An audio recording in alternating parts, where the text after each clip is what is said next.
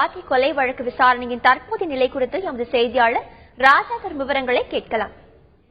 சென்னை நுங்கம்பாக்கம் ரயில் நிலையத்தில் நேற்று முன்தினம் இளம்பெண் சுவாதி கொலை செய்யப்பட்ட வழக்கில் இதுவரை கொலையாளி குறித்தான தகவல்கள் முழுமையாக கிடைக்கவில்லை என காவல்துறை அதிகாரிகள் தெரிவிக்கின்றனர். இந்த வழக்கை ரயில்வே காவல்துறையினர் விசாரித்து வருகின்றனர். 2 துணை ஆணையர்கள் தலைமையில் மற்றும் 5 இன்ஸ்பெக்டர் உள்ளிட்டோர் இந்த விசாரணையில் ஈடுபட்டு வருகின்றனர். இருப்பினும் அந்த கொலையாளி குறித்து வெளிப்புறத்தில் ரயில்வே நிலையத்திற்கு வெளிப்புறத்தில் கிடைத்த ஒரே ஒரு சிசிடிவி புட்டேஜின் வழியாக தேடி வருவதாகவும் அந்த நபரும் கொலையாளிதானா என்பதை உறுதி செய்ய முடியாத நிலையில் தற்பொழுது காவல்துறையினர் இருந்து வருகின்றனர். ஏற்கனவே சுவாதினுடைய மொபைல் எண் ஆகியவற்றை தொடர்ந்து வந்த கால்கள் அடிப்படையில் விசாரணை நடைபெற்று வருகிறது. அதேபோன்று அவருடைய பேஸ்புக் அக்கவுண்டில் இருக்கக்கூடிய நண்பர்கள் யார் இருக்கின்றனர் என்ற அடிப்படையிலும் இந்த விசாரணை நடைபெற்று வருகிறது.